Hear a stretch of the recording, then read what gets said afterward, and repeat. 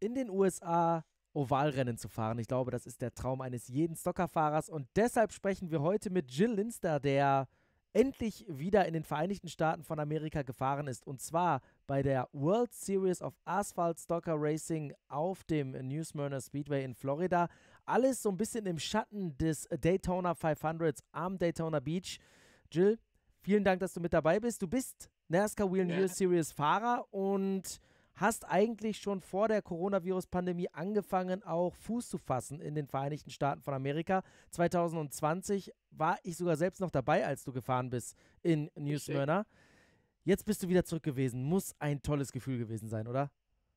Ja, einfach, also wie du weißt, in Amerika ist ja schon eine Riesenshow und auch so nah an den Daytona 500. Natürlich sind da super viele Fans, die dann rüberkommen nach New Smyrna, ist ja nicht besonders weit entfernt. Es ist halt einfach grandios, wieder da zu sein. Und die Amerikaner, ich mag und liebe die europäischen Fans, aber die Amerikaner, die sind da noch ein ganz bisschen verrückter, als wir es hier sind. Absolut. Jetzt war es so, das Wetter hat am Anfang nicht so ganz mitgespielt. Gehen wir mal auf deine Woche ein, weil die World Series, sie findet immer ein bisschen mehr als eine Woche vor dem Daytona 500 statt. Es sind mehrere Tage, an denen gefahren wird. Du warst in der Pro Late Model Klasse unterwegs. Das sind die Limited Late Models im Vergleich. Die Super Late Models haben nochmal ein bisschen mehr Wumms, ein bisschen mehr Leistung. Die Richtig. Modifieds waren auch wieder mit dabei und auch die ARCA Series und so weiter und so fort. Also es gab wieder ein sehr, sehr buntes Programm. Jetzt aber erst einmal zu dem, was du da gemacht hast, mit wem du da warst. Erklär uns einfach mal, was du da erlebt hast. Also es ging ja eigentlich an, dass ich bei einem ganz, ganz neuen Team gefahren bin. Das heißt, ich war im Dezember da, also Dezember 21 da, für das größte Kartrennen. Das ist ein Kartrennen, muss man sich vorstellen, ist super verrückt, ganz normale Karts. Und da fährt man auf dem Roval von Daytona. Das heißt, da habe ich die Jungs eigentlich kennengelernt, war super cool. Wir waren eine Mannschaft, wir waren eine Mannschaft von 8. Da muss man zusammenarbeiten, auch mit dem Drafting. Das kommt man nicht vorwärts. Und da habe ich die Jungs kennengelernt. Ich sage, ah, ich bin in Amerika gefahren, wir sind nicht richtig weitergekommen. Mein Team hatte nicht die richtigen Ressourcen, um wirklich was Großes draus zu machen. Da habe ich gesagt, hey, wir sind gerade was am Aufbauen. Lass uns doch versuchen, was zusammen zu machen. Lass uns doch probieren. 21 hat es natürlich, also 21, wo ich da war, hat es nicht geklappt. 22 bin ich leider nicht gefahren, haben die einfach nicht hingekriegt vom Auto. Und dann 23 haben wir gesagt, komm, wir probieren es, komm, wir starten durch. Wir haben ein ganz neues Auto. Das wird erst da auf der Strecke eingestellt und ja, wir nehmen einfach raus, was geht, versuchen nicht das Rennen zu gewinnen, sondern versuchen eigentlich wir gegen das Auto und versuchen, dass das Auto schnell wird. Und das hat natürlich voll geklappt. Bisschen blöd für mich, dass ich kein Training hatte, weil die Jungs, wo da antreten, dass sie natürlich ja, richtige Kaliber im Oval fahren und das sind einfach die Besten aus der Welt. Jetzt ist es so, ein nagelneues Auto, diese Pro Late Models, wenn ich mich nicht irre, 400 PS haben die ungefähr Richtig, ja. Leistung, genau. Und du bist da wirklich gegen die Creme de la Creme des Short Track Racings aus Florida gefahren und natürlich kamen auch Fahrer aus anderen Bundesstaaten dorthin. Das erste Rennen ist ins Wasser gefallen, ist richtig, oder? Ja, ja, richtig. Und ich sage ganz ehrlich, ich liebe ja jede Runde, die ich fahre. Aber da war so ein bisschen, okay, Jetlag, ich war komplett K.O. Ich habe die Nacht davor überhaupt nicht geschlafen. Also wirklich gar nicht. Ich dachte, das kann nicht sein. Du bist so müde, so kaputt vom Training. Jetzt hast du Rennen, du schläfst gar nicht. Und dann hat es geregnet. Ich dachte, okay, du bringst das heute hinter dich, schläfst gut, morgen bist du topfit, kannst du angreifen. Und ja, zum Glück hat es, ganz ehrlich, zum Glück hat es ein bisschen geregnet und die haben das erste Rennen. Ich dachte aber, die würden es nicht absagen. Ich dachte, okay, dann verschieben die Rennen einfach, dass ich trotzdem die 3 Rennabende. Nachher haben die gesagt, okay, wir sagen es ganz ab, noch keiner hat Punkte, wir schaden keinen. Das war natürlich blöd, aber ein bisschen, ja, die erste Nacht so, ich war ein bisschen froh, so, okay, ich gebe dem Körper noch einen Tag, um zu sich zu kommen. Ja, und dann ging es eigentlich, ja, perfekt los, oder? Ja, ja, also das erste Rennen war, boah, ich habe mich wieder reingesetzt. Freitraining bin ich schon gefahren, ich hatte einen Spotter. Toni, der hat Joey Logano hochgebracht und ich dachte, okay, wow, super, so ein großer Mann, der hat Joey Logano hochgebracht.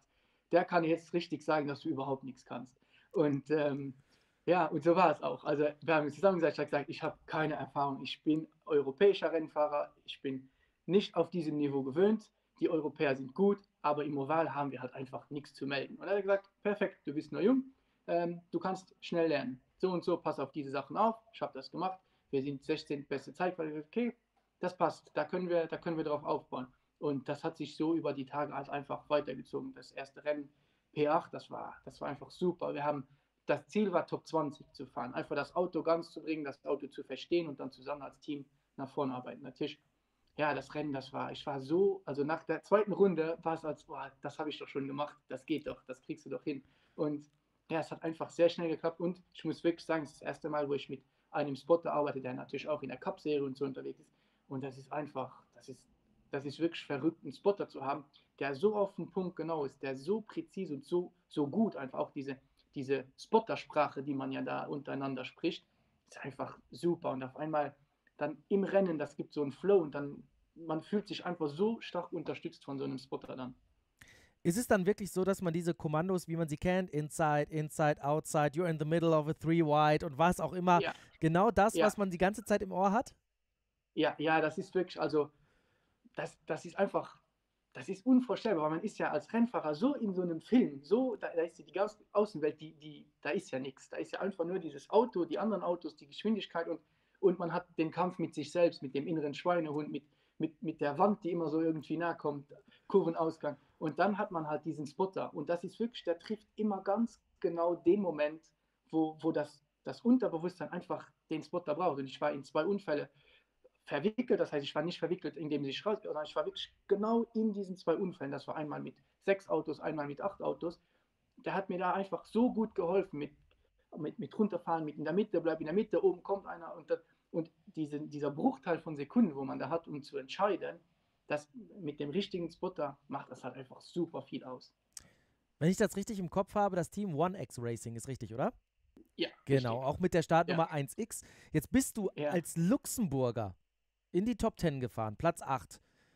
ja, Wie war es dann im Fahrerlager, im Paddock mit den ganzen US-Amerikanern? Die müssen sich doch umgeschaut haben und gedacht haben, wo kommt der her? Was soll das eigentlich? Weil ja, die wissen doch, dass wir hier eigentlich in Anführungszeichen nur Rundkurse ja, haben, neben Raceway Venray in den Niederlanden. Und die natürlich darauf aufgewachsen sind auf solchen Strecken. Also da kommen die dann auch zu dir an und richtig. gucken mal, wer du bist und beschnuppern mal so ein bisschen, so, wer ist das? Warum fährt er Ja, in die Top 8? ja, also wo ich es sofort gemerkt habe, das war alles, was Fotografen wären, alle, die Content produziert haben, die waren im Training, natürlich waren die nicht da, die kennen mich nicht, ich bin da irgendein Fahrer, die wissen ja teilweise dann auch noch nicht mal, dass man aus Europa ist. Und dann nach dem ersten habe ich aber trotzdem gedacht, okay, das ändert sich. Auf einmal waren viel mehr Fotografen da, Content Producer und das waren die ersten, das waren so die ersten, wo ich gemerkt habe, okay, du bist nicht nur Achter geworden, sondern die reden hier drüber. Und das hat sich dann natürlich auch auf die anderen Fahrer und so rübergezogen. Da waren ja verschiedene, die sind die Rennen gefahren und dann Achter. Und dann ist das schon sehr cool, wenn man dann merkt, okay, man hat die Aufmerksamkeit ein bisschen von den anderen Fahrern. Und natürlich sind auch andere oder Teamchefs, die einfach dann sagen, okay, wir haben hier einen Fahrer, der fährt schon seit 3 Jahren, du kommst hier rüber, das ist eher so, die nehmen mich dann eigentlich um ihren Fahrer ein bisschen so, wie wäre es, wenn du mal ein bisschen eine Schippe drauflegst, so, das kann nicht sein, dass der rüberkommt und dann, aber ja, das ist eigentlich schön, ganz ehrlich gesagt ist das schön, wenn man als Europäer dann da, ja, Top 8, ob das jetzt 8., 9., 10., 11., 12., wäre für uns alles super gewesen. Top 10, du weißt, die Amerikaner, Top 10 ist für die, wow, komm, wir verkaufen mal was. Genau. Bei denen gibt es keine Top 3, sondern Top 5, Top 10. Das sind die Genau, Sachen, die ja, gezählt werden. Alles ja, andere ist wurscht, außer natürlich die Siege. Das zweite das, Rennen ja. nicht von der Platzierung her so gut, aber ich tippe mal trotzdem, was die Lernkurve angeht, extrem wichtig gewesen, oder?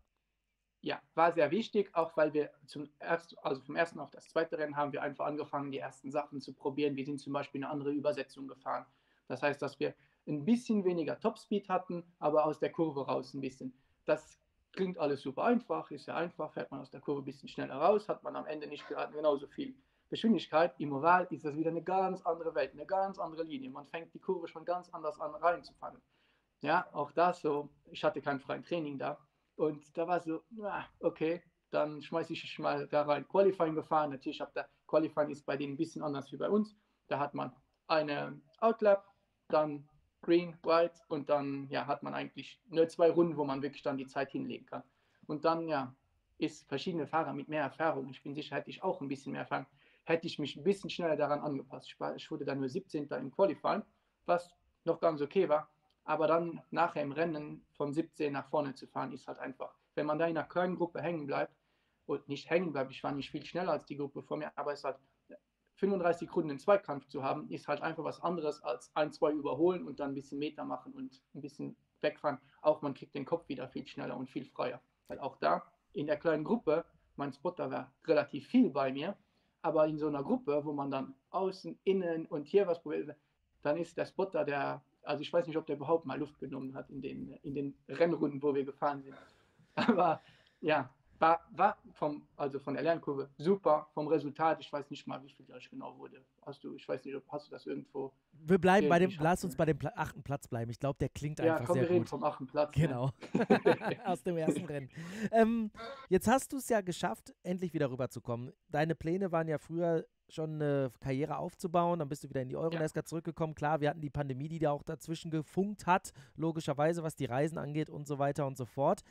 Wie sieht es jetzt aus? Wirst du dann zweigleisig fahren und versuchen, auch wieder dieses Standbein in Amerika weiter aufzubauen? Ist OneX Racing dann auch wirklich ein Partner, mit dem du in Zukunft zusammenarbeiten möchtest, um dieses Grassroot Racing, das wir da in New Smyrna sehen, auch weiter zu verfolgen? Ja, also mein Ziel ist 100% Amerika. Ich sage es nicht nur als Rennfahrer, sondern auch mit einem gewissen Business-Mindset. Das Geld fällt in Amerika. Das ist einfach so. Jeder Rennfahrer, der heute noch zu dir kommt und sagt, ich zeige dir, dass man hier in Europa als Rennfahrer aus dem Nichts, so wie ich komme, Geld verdient, schick ihn zu mir. Es ist super, super schwierig. Entweder hat man Geld von zu Hause oder man hat wirklich irgendwelche ganz speziellen Sponsorverträge, um hier wirklich richtig Geld zu verdienen. Also muss jeder Rennfahrer sich umschauen, um in Amerika vorwärts zu kommen, weil das Geld ist in Amerika, liegt in Amerika und die ganze Industrie ist aufgebaut auf den Rennsport. Europa wird leider immer weniger mit Rennsport. Und deswegen zweigleisig, da fehlt erstmal das erste Gleis. Ich weiß ja hier noch nicht genau, wo und was ich mache. Aber Amerika ist das Ziel. Amerika ist das Ziel. Ich habe das Ziel, ich sage es auch immer wieder. Mein Ziel ist es, den ersten Europäer Vollzeit in der amerikanischen NASCAR zu sein. Wenn ich nicht der Erste bin, bin ich froh für den, den es macht. Dann bin ich der Zweite, Dritte, Vierte. Aber ich möchte einfach, dass dieses Eis gebrochen wird zwischen Europa und Amerika. Ja. Ob man jetzt IMSA fährt oder so oder Indica, ist ja alles da, ist ja alles möglich. Ein Europäer, der sich getraut hat, Vollzeit in der NASCAR zu fahren, gibt es nicht, hatten wir noch nicht. Vielleicht ist irgendwo irgendjemand, den ich noch nicht kenne. Ich wünsche jedem es, aber einfach um das Eis zu brechen und zu sagen, okay, es ist eine Möglichkeit da. Weil nicht nur IMSA und nicht nur Indica ist eine Riesenindustrie. NASCAR ist einfach, jeder kennt NASCAR in Amerika. Und die haben doch keinen Europäer. Da ist noch eine Position, die, sage ich mal, da ist noch eine Karte, die zu spielen ist. Definitiv. NASCAR, was die Einschaltquoten angeht, definitiv deutlich über IndyCar und auch IMSA, logischerweise. IndyCar hat ja damals mit dem Split so ein bisschen darunter gelitten, dass dann irgendwie auch das Interesse ein bisschen weggegangen ist. Riesig toll natürlich für die IndyCar Series, dass in den vergangenen Jahren die Zahlen immer weiter nach oben gegangen sind, aber die unangefochtene Nummer 1 in Amerika ist NASCAR. Und ja, New Smyrna, knapp 45 Fahrminuten entfernt von Daytona, und da hatten wir das Daytona 500, und du hast ja auch immer wieder auf Social Media gepostet, Instagram insbesondere, da warst du Teil der Delegation der NASCAR Whelen Euro Series und hast das Great American Race mit den Truck Series, mit den Xfinity Series und natürlich auch mit der NASCAR Cup Series hautnah wieder erlebt und hast auch dort Europa vertreten. Wie war das? Ja, das auch wieder ganz speziell. Was ich sehr speziell fand, ist, dass sehr viele Fahrer, auch Xfinity-Fahrer, die kommen immer zu New Smyrna und die schauen, die sitzen nicht da in die Tribünen, nehmen ihren Hotdog, ihre Pommes, sitzen da und sind ganz normale Zuschauer und fahren dann eine Woche drauf die Daytona 500. Ich finde es dann immer super speziell, wenn so, ich sage immer, ich kleiner Luxemburger, der jetzt Euronesca gefahren ist, der dann da zu einem Xfinity-Fahrer sagt, ich habe dein Rennen gesehen, da und da, das könntest du besser machen, da und da. Sage ich einfach, okay, die Leute, die kriegen langsam mit, dass Europäer rüber. Ich weiß, Alberto Nesca war rüber, Gianluca war da. Und das ist, denke ich, die Aufgabe, die wir als europäische Nesca-Fahrer haben. Ist nicht nur da zu sein, nicht nur zu fahren, sondern auch auf den Stellen zu sein, wie die Daytona 500, wie die Xfinity, wie die AFCA, Miguel Gomez, der Europa super vertreten hat. Und das ist für mich wichtig, an den Stellen zu sein. Und dann halt auch dieses kleine Feedback, wenn man dann so ein Xfinity-Fahrer sagt, ich habe dein Rennen gesehen, so und so, das war da, das kannst du anders machen. Dann sage ich einfach, okay, die Gruppe zwischen europäischer Nesca und amerikanischer Nesca fängt ganz langsam an, ganz langsam zusammenzuschmelzen. Und das müssen meiner Meinung nach noch viel mehr europäische Nesca-Fahrer verstehen, dass es, auch wenn man nicht Cup da auf der anderen Seite fährt, ich denke, es sind große Teams, die es probiert haben, das ist eine richtig stramme Industrie, wo man nicht einfach von heute auf morgen reinkommt. Aber auf den kleinen Weg über Trucks, über 8K, ist das die Arbeit, die wir machen müssen. Vom Event her gibt es nichts Besseres. Also ein Rennfahrer, der sagt, Daytona 500 war jetzt nicht so spannend, sorry, geh golfen oder mach sonst irgendetwas. Aber nein, das ist einfach so. Das ist einfach so. Daytona 500 ist einfach nicht zu schlagen. Also hast du es wieder genossen, in Florida zu sein, Sunshine State, Racing pur, New Smyrna und Daytona. Ich denke, ja, deine erste Story, als du da warst im Auto, im Hintergrund die riesige Tribüne, ich glaube, das hat alles gesagt, oder? Ja, das war auch, keine Ahnung, ob man daran glauben muss oder nicht, aber das ist eine ganz spezielle Energie. Da kommt man hin und der Körper, der fühlt sich einfach mal anders. Da kommt man hin und ja, keine Ahnung, der Körper switcht einfach um und sagt, hier ist es doch schön. Und dann waren noch keine Zuschauer da. Und natürlich danach, 2020 war ich da war Donald Trump da hatten die ganze Show, so dieses Overfly, sagte ich, oh, okay, Overfly, die reden immer von dem Overfly, war ganz okay. Natürlich hatten die sehr viel Show um Donald Trump. Dieses Jahr war dieses Overfly, diesen Drüberfly, sag ich, boah, das war enttäuschend, das war aber wirklich nicht cool. Okay. Und sag ich, alles super Show, dieses Overfly, okay. Natürlich, was ich nicht wusste, die sind über uns geflogen, alles schön mit der Nationalhymne, alles hat perfekt gepasst. Und dann sind die eine extra Runde geflogen. Boah, was war das geil. Wir sind da drüber geflogen, keine Ahnung, wie viele 100 Meter das von uns entfernt hat. Das hat geknallt, die waren knapp vor der 1000 Kilometer Marke, wo die geknallt. Wie verrückt sind die Amerikaner? Wer setzt so ein Programm zusammen, da mit diesen 5 Kampfjets geradeaus auf diese Tribüne da zu fahren, wo jeder den Kopf einzieht und dann fliegen die da über ein paar 100 Meter über uns. Es knallt überall, es macht Lärm. Einfach brutal, bis die Amerikaner da zusammensetzen. Das ist Wahnsinn. Also der Flyover ist ja relativ langsam und dann, wenn die Amerikaner im Fernsehen in die Werbung gehen, dann machen die ja für die Fans vor Ort nochmal richtig Show. Das ist wirklich der Wahnsinn. Ich weiß nicht mal, ob das im Fernsehen drin ist. Nein, das wird im Fernsehen nicht gezeigt. Das wird im Fernsehen nicht gezeigt. Der erste Überflug dachte ich so, na okay, cool.